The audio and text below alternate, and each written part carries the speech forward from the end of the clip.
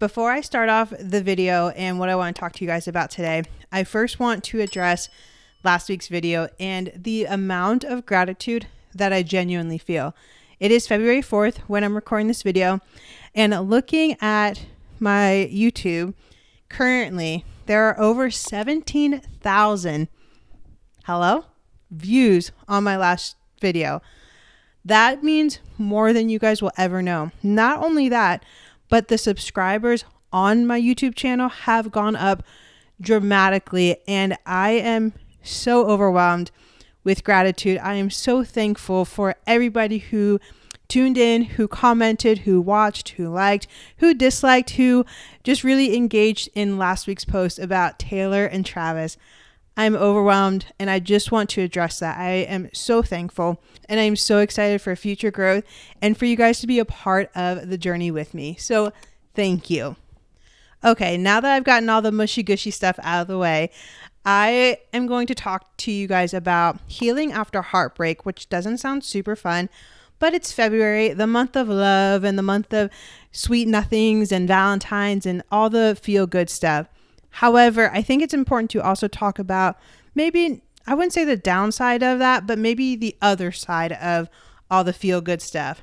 Talking about healing after heartbreak is something that I get the honor of talking with my clients in my office with on a pretty consistent basis. As a therapist who specializes in working with females, I get to talk to my clients about how to heal, or what does healing after heartbreak look like. So today, that's exactly what we're doing. To kick off the month of love, we're going to talk about healing after heartbreak. Let's dive on in.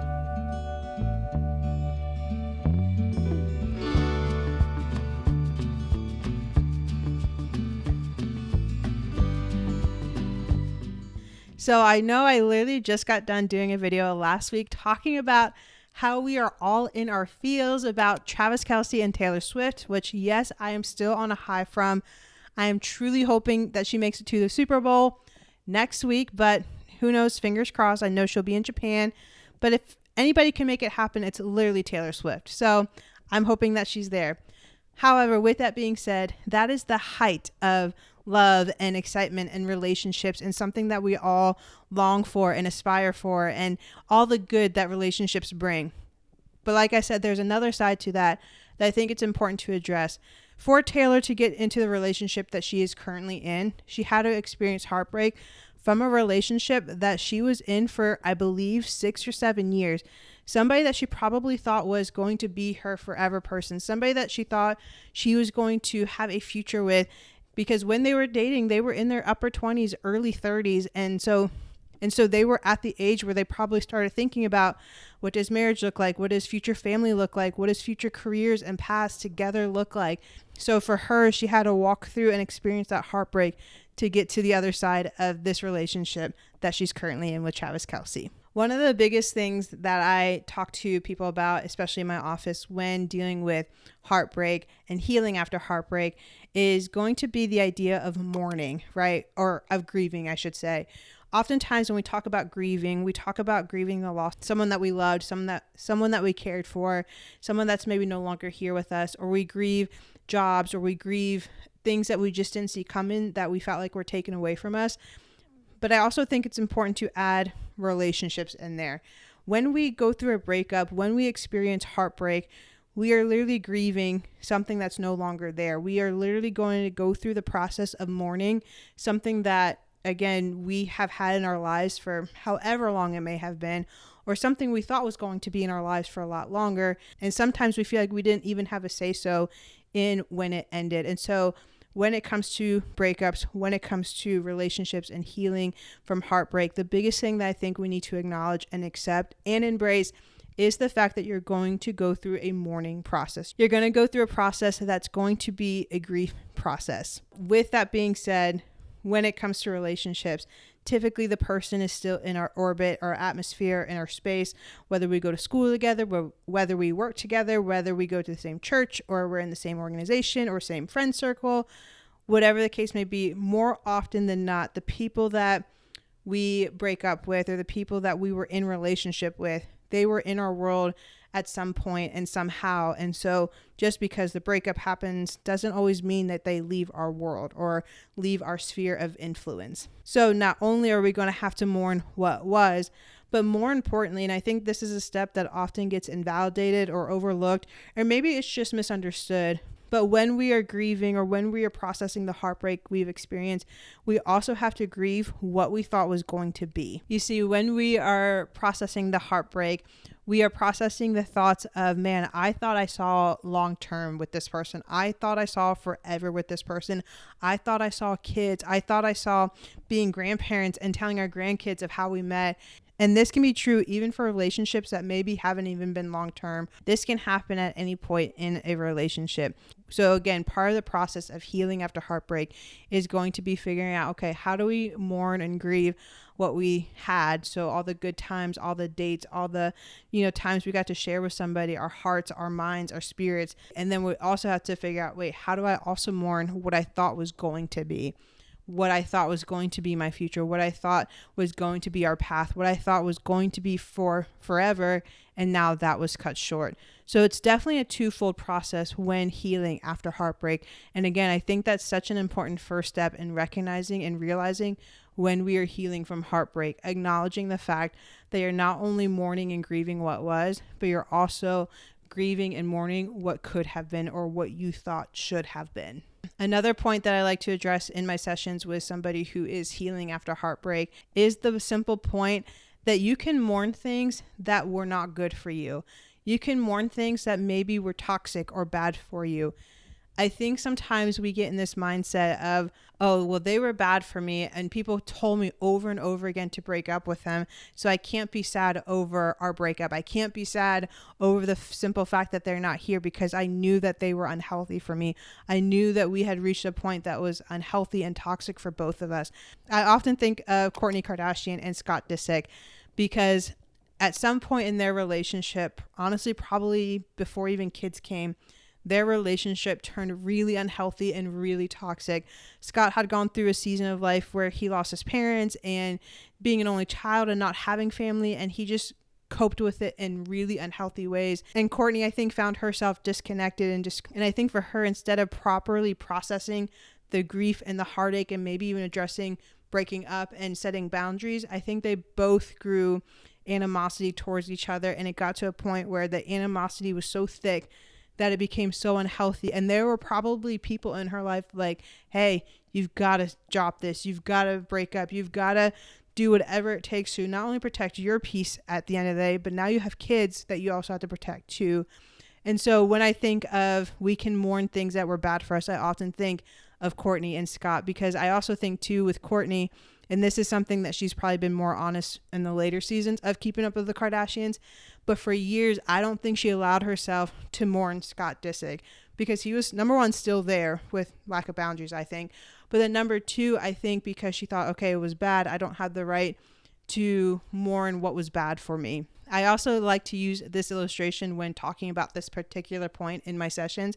I'll say, okay, you can know that cake is not good for you. You can know that eating cake every single day for breakfast, lunch, and dinner is not healthy for you. It's not good for you. It's going to eventually hurt you.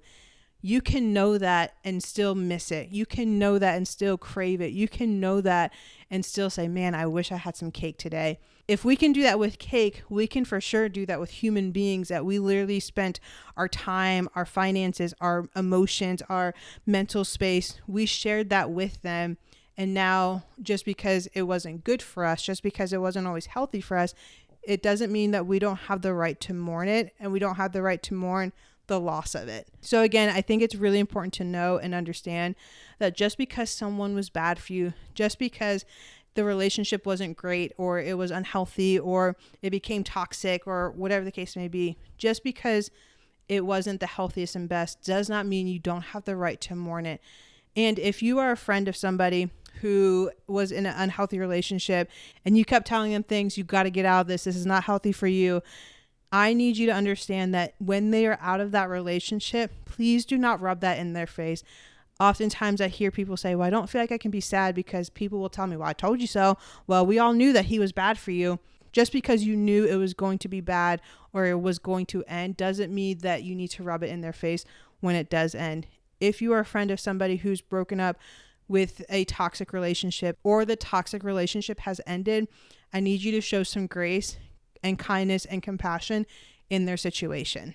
And then the third point that I like to make when it comes to meeting with people and talking about healing after heartbreak is the idea that somebody moving on so quickly or what we may perceive as so quickly is not an indication of what you were or weren't able to give them. You see, I have so many people in my office when talking about heartbreak or breaking up, they feel like they take on the responsibility, or they feel like they take on the blame of the relationship not working out. And one of the main things that I hear in my office is, well, why can they do what I need them to do with that other person? Why do they get the benefit of my hard work? Or why are they able to move on so quickly and I'm still here struggling? And I need you to hear me when I say this. Them moving on is not an indicator of what you could or could not do for them. That's their own stuff. That's their own journey. You could have been the perfect person and they would have probably still messed it up. Sometimes two people together is just not going to work. It's not going to be compatible.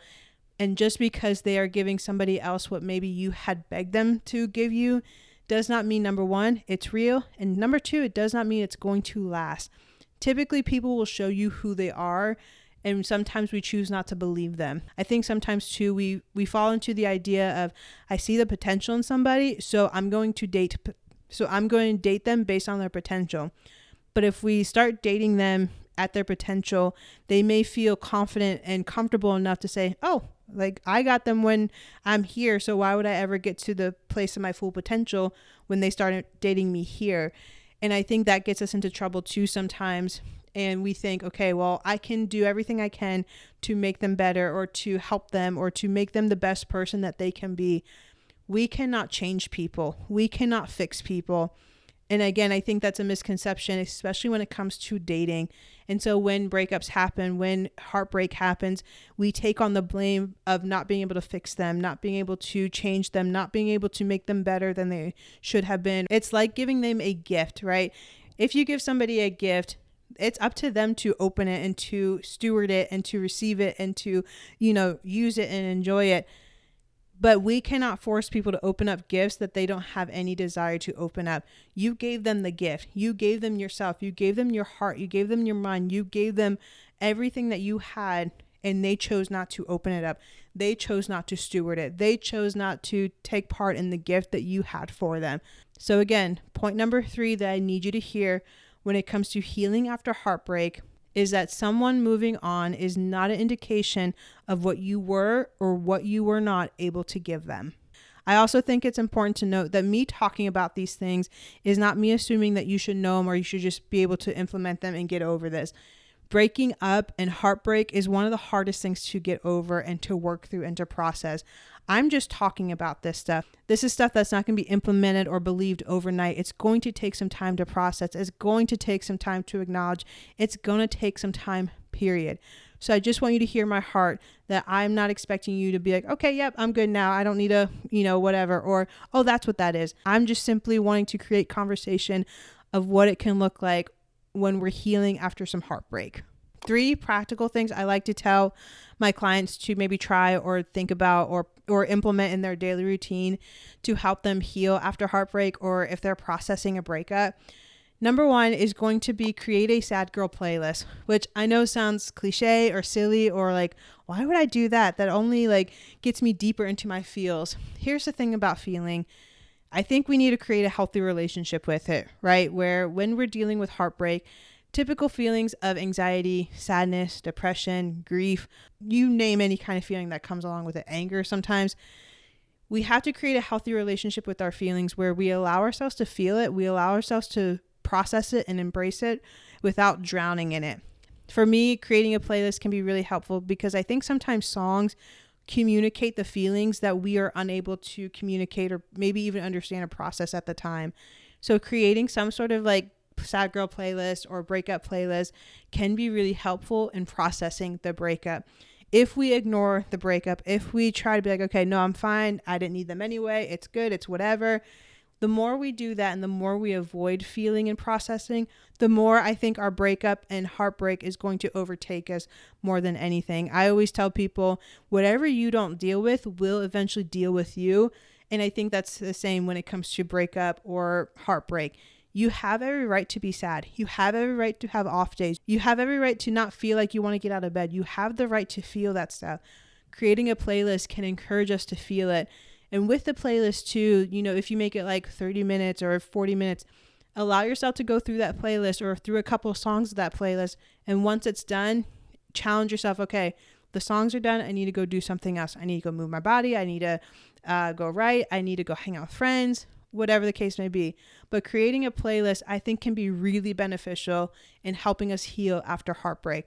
I love going to people like Adele. I think she's wonderful. And anytime she goes through something which sounds horrible, it's some of her best work. Most artists' best work come from a place of hurt and heartbreak. I think Adele's a great one. I think Taylor Swift's a great one. Olivia Rodrigo's a great one. I mean, if you think of Olivia Rodrigo, right? Her song Driver's License literally talks about somebody that she loved and was in a relationship with, and they were with another person. So it's like, man, I'm sure she experienced that to some degree, and now she's, multi-platinum selling artist. All that to say, create a playlist. For me, I love Happier Than Ever, which, fair warning, there are some curse words in that. But for me, it's a great angry song, like, how dare you? Now, I will also say millennial, so I love Kelly Clarkson's version of Happier Than Ever. One of my favorites, even as a happily married woman. Sometimes I get mad at my husband or I get mad at people and I just blast that and it makes me feel 1,000 times better. And I think a good sad one to maybe add to your playlist that I feel like was actually pretty popular is by Louis Capaldi, Someone You Loved. That just, again, gets you in your feels, maybe not in your feels in a happy way, but it gets you in your feels where you're like, oh, yes, everything you're saying is what I'm feeling. And I just have not been able to put it into words, but this song puts it into words.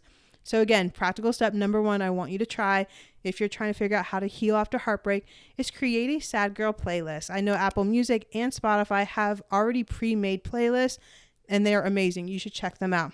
Number 2, which is maybe more of a mind and emotion thing, but still practical, is give yourself some grace and give yourself some time. When we are grieving, when we are mourning, we feel like we have to rush the process. We feel like we are either A, being rushed by other people, or B, we feel like we have to rush because we have to get back on our social media and be happy and be good and all the above. Your process is your process. There is no timeline for grief. I always say grief is not linear. It is up and down, highs and lows.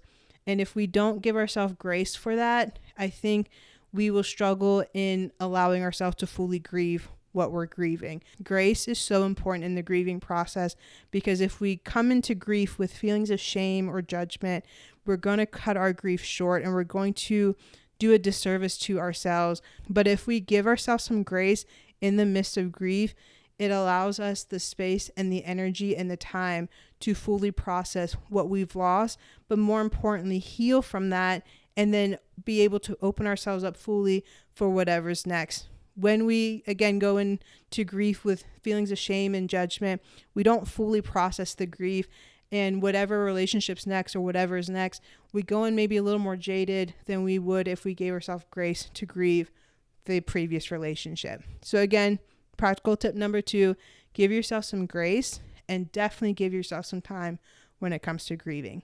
And then tip number 3, which I think sometimes is harder to do than anything else, but I need you to invite healthy people into your process. Grieving is such an isolating process. I think we think a couple things when it comes to grieving a breakup. I think number 1, we think, okay, everybody told us this was bad, so I can't invite anybody in. Or maybe number 2, we think nobody understands the kind of love or the kind of relationship we had, and nobody will be able to understand the grief that I feel. Or maybe number 3, we feel like, well, people are going through a lot worse things, so I don't need to bring this on their table, or I don't need to be sad about a breakup. We often invalidate our grief, and we often take away people's opportunity to be part of our process because we feel like, I don't want to be a burden. I don't want to share something with somebody that will create some sort of shame and judgment in my process. But people in your process of grieving are so important. Again, we were not meant to grieve alone. We were not meant to process grief alone. And we were not meant to heal from heartbreak all by ourselves. Healing from heartbreak takes a village. It takes a community. Now, again, when it comes to the people that we invite, a couple things to note. Number one, it doesn't need to be a big crowd of people. 2 or 3 people max. The smaller, the better, because sometimes when too many people are involved, it's like that saying when there's too many cooks in the kitchen, it just creates chaos. When there's too many people in our grieving process or in that vulnerable space with us, it gets crowded and a lot of voices start to take over and we don't feel comfortable or at peace in the process that we're in. So 2 to 3 people max. The other thing to note when inviting people into your process is, again, making sure that they are safe people, simply meaning these are people who, maybe have told you in the past, hey, this was not a great relationship, and that's okay. But I think when it comes to the grieving process, they need to be safe in the sense that whatever they've said when you were in relationship, they will not throw it back at you when you're out of that relationship. People who are just going to sit with you, who are going to cry with you, who are going to make up the playlist with you, who are going to go pick you up and say, hey, we're getting out of here and we're going to go for a drive. Those are the kind of people that you need when you are grieving. Again, grief can be really isolating. Mourning processes can be really isolating. And I think there's definitely a time and space to be by ourselves in process, but to grieve and mourn by ourselves is not a healthy thing. So again, the third practical thing that I'm encouraging you to do if you are processing a breakup, I'm going to encourage you to invite good, healthy people into that process with you. And so I want to encourage you to keep going. I want to encourage you that if it's a desire of your heart to be in a healthy relationship or to find that person that is meant for you, I truly believe it's going to happen for you. Again, obviously on a bigger scale, but you have Taylor Swift and Travis Kelce. I know some people say it's a PR thing. I don't really think it's a PR thing. Or you can even look at J-Lo and Ben, which I don't know how I feel about that relationship, I'll be honest. But this is somebody that they were dating and engaged 20 years ago, and then they got married. Like, what? Like, they had 20 years apart where they were literally married, engaged to other people, had kids with other people, and then they got back together. I truly believe that we have people that are made for us. I think sometimes our journey to getting to those people may look a little different and it can feel really defeating. But I'm hoping that today's conversation is helpful for anybody out there who just may be in the midst or in the middle of heartbreak or grieving a breakup. And maybe this will help propel you to a place of healing. So that way, whoever is next, you will be in a healed place, in a whole place to fully receive them and to receive the goodness that you are so worthy of. I hope you guys enjoyed today's video. As always, I am so thankful that you guys decided to check out today's video. If you like all things mental health, therapy, pop culture, reality TV, this might be the channel for you because I'm obsessed with all of those things. I would love for you to go ahead, hit that subscribe button, hit that like button, and turn on your notifications. That way you're notified when brand new videos are out and ready for you to enjoy. Be sure to tune in next week. Until next time, guys.